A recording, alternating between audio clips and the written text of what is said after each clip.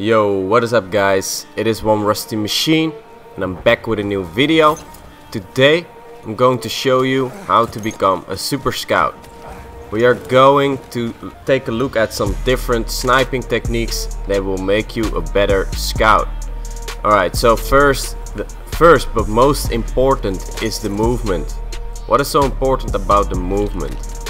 Well, the movement makes you a really hard target to kill, which is really important if you want to be a super scout. Alright, so for example, I'm gonna give you a quick tip.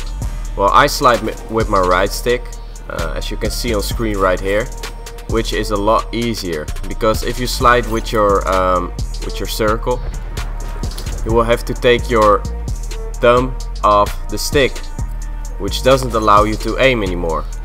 So I got a quick tip for that. Go to options, go to controls. I'm sorry. Go to options, go to control schemes, and then go soldier buttons. Put them from default to alternate. This basically changes the buttons so you can slide with your right stick, which makes you a lot more agile. Alright, so how do we make ourselves a harder target to kill? Well, first of all, you don't want to be that guy that is just chilling over here, just staying zoomed in all the time, la la la la la. No, you don't want to do that. You want to be on the move at all times, okay? So, as you see on screen here, move from left to right to make yourself a harder target to kill. Alright? And in real life, well, in Battlefield real life, it kinda looks like this. Return to the combat area. This is how I move around on the battlefield if I see another sniper, which is quite annoying, I'm not gonna lie.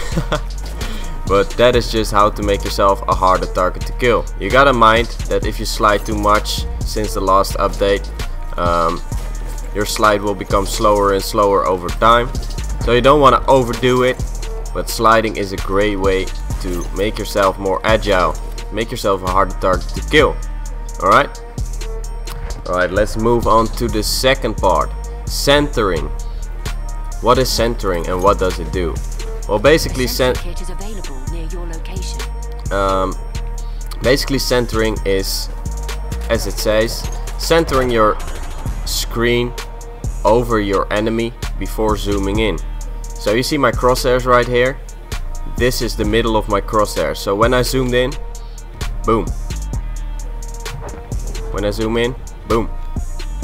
When I zoom in, boom. I'm a little bit rusty right now, so it's not a great example, but centering is basically the middle of your screen. Well, how can you practice this? You basically need to hold the middle of your screen on your target at all times. You can move from left to right and try to keep the center of your crosshairs on your target. So when you're zooming in, boom. It doesn't really have to be perfect. Just make sure it is really close. Boom. You can make it harder by sliding. Boom. Boom. Boom. That wasn't a perfect center, but anyway. You have to center your shots at all times, guys. This saves you a lot of time. Because for example, if this is a target and guys that don't center, they try to like shoot you, they will be like, oh, there's a target. And the other guys that did center will be like, boom. Alright? So centering your targets, guys. You can easily practice this by just strafing from left to right while keeping the center of your screen on your target. If you really have a hard time centering your shots and don't really know where the center is, you can basically aim down sight, hold your breath, and put a little marker on your screen or television. So you have a clear idea of what the center of your screen is. This will get better in time with practice, but try to learn how to always center your target. So for example, when I'm looking around for snipers, I'm not just, for example, I wanna like, this is a guy. I'm not just gonna like look here. Oh fuck.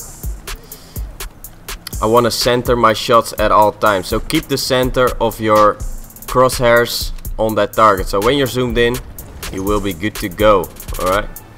So that is centering, guys. Centering is really important when it comes down to sniping, because it saves you a lot of time in the process. Alright guys, drag scoping. What is drag scoping?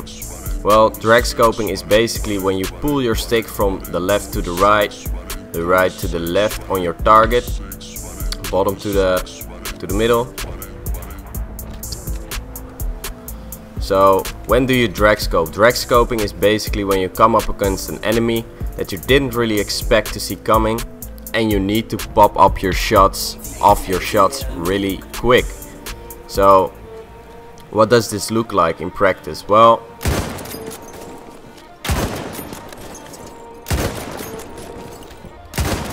so you basically aim a little bit to the left of the right of your target, and you move your scope on your target, release your scope, and boom, drag scope. Alright, so how do we practice this? Well, first of all, you need one sensitivity, you need one scope. I like this one, the Gewehr 98 with the 8x scope, because it's just like, I don't know, the feel of it, and it's just so accurate, man. It's just so accurate. I can recommend this to anyone.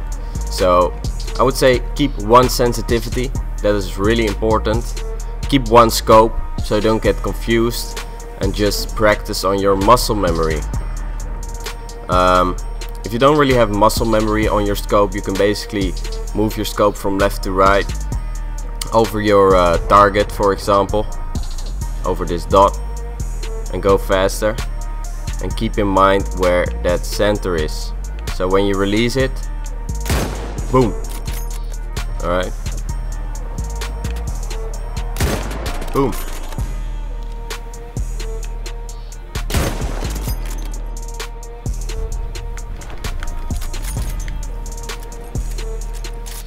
Alright guys, quick scoping. What is quick scoping and what does it do? It basically lets you pop up your shots really quick. So you can finish it off with your sidearm, for example, or just get a one-shot kill with the quick scope. But how do we do this? Well, basically the first thing you need to do is centering your shots once again. Alright, you see the middle of my crosshairs is right about there. So for example, this is the upper T-zone and the head. Well, that's a messed up head. Alright, so this is the head. You need to center your shots once again. Let me see if we can go a little bit further. Let's just not do that. Alright, so centering your shots, guys. What does this look like when it comes down to the real deal? Well, basically you don't just stand around like this and just go boom, because that is just a fake ass quick scope. The most important thing when it comes down to quick scoping is centering and releasing your left stick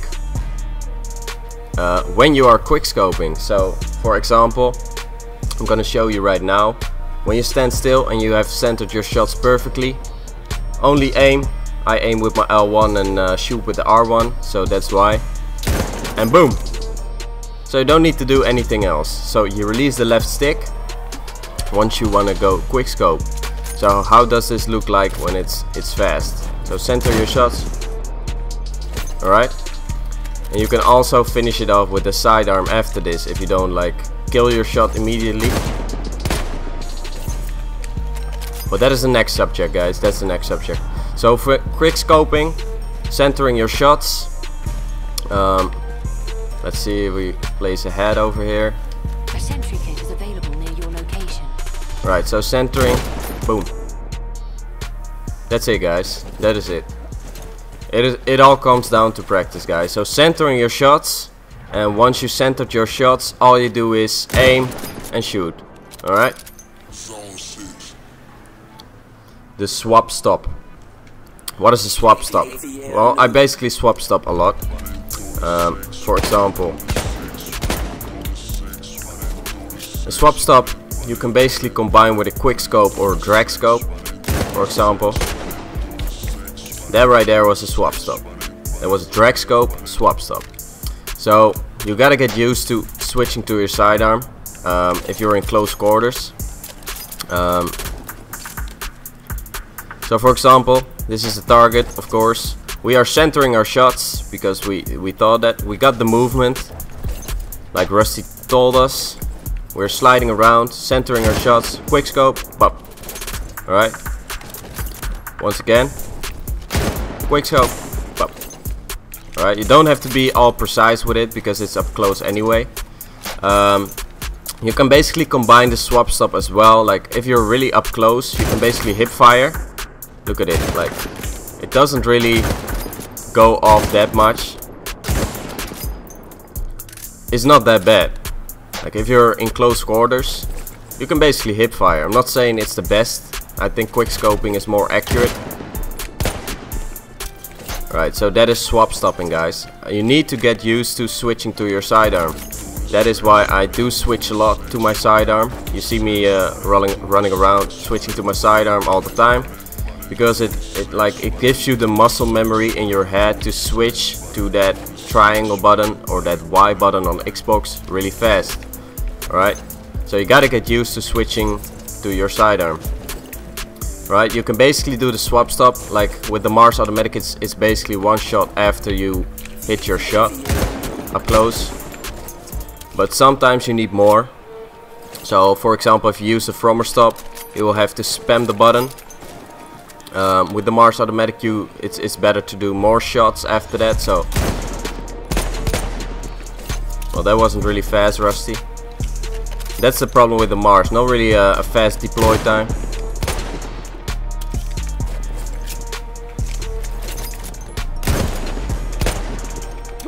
Well, you gotta be fast though. You gotta be fast. Alright guys, clipping. What is clipping and what does it do? Well, this is basically what clipping is. It makes you a harder target. For example, when this is a sniper, trying to challenge him is not really a good example here, but whatever. Alright, so guys, your scope is on the left side of your sniper. So when you are clipping to the left,